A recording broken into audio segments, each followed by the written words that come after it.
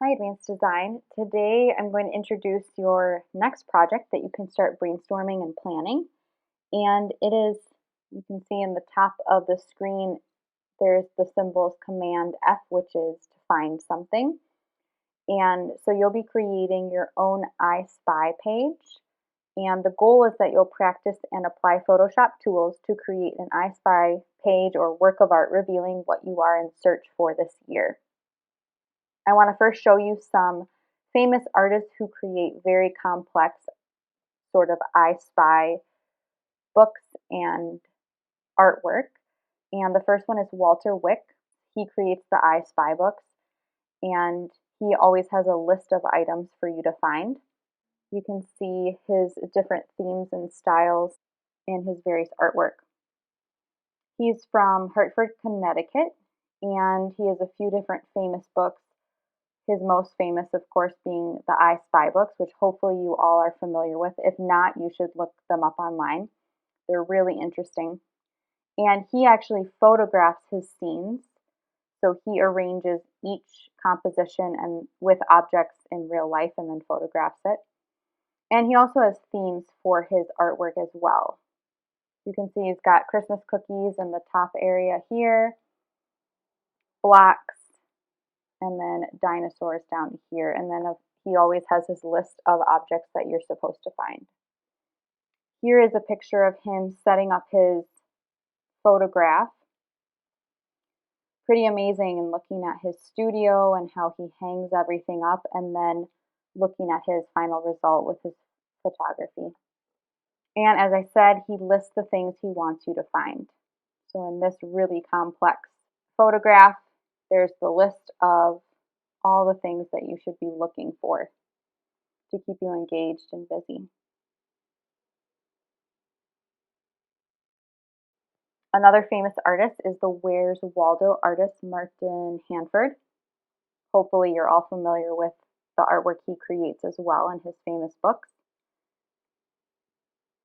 And then I have a few more artists to share that just create very complex collages, very busy artwork. And these, of course, are not photographs. And here's some examples of student work where they took Photoshop and they were able to cut out different images and shapes and make a very busy collage. And you can see the titles on the side: Risk and Freedom, Growth and Identity, Enlightenment and Freedom of Material Desires, Music and Genuine Relationships. And these two look more like illustrations.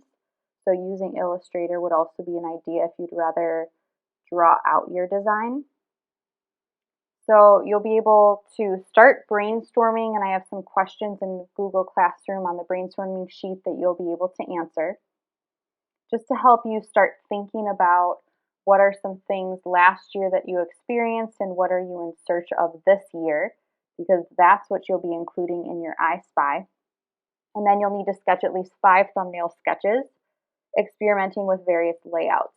As you can see in the examples, a lot of the examples have a unifying background or some sort of theme. So think about what your background might be.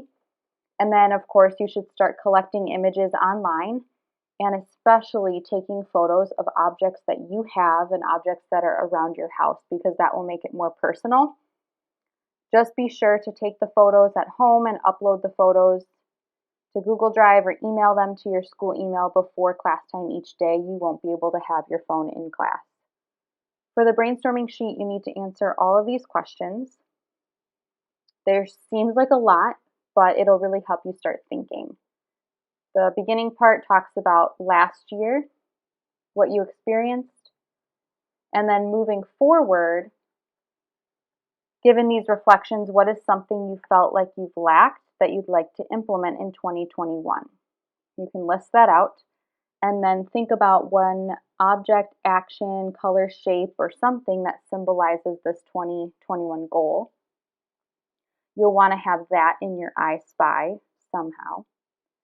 And then just start listing a bunch of different objects, actions, colors, shapes, anything that symbolized 2020, because you'll need at least 30 objects total in your final artwork just to fill it up and make it really busy.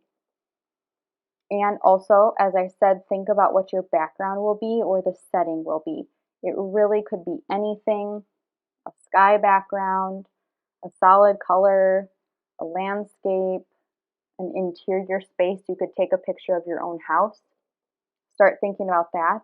And also think about a color scheme.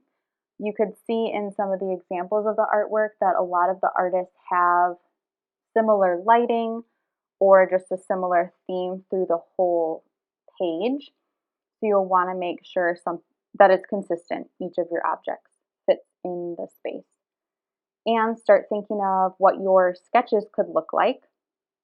They don't have to be super detailed, but at least start thinking of how you want to lay out your design. You need at least 5 thumbnail sketches in your sketchbook of your ideas.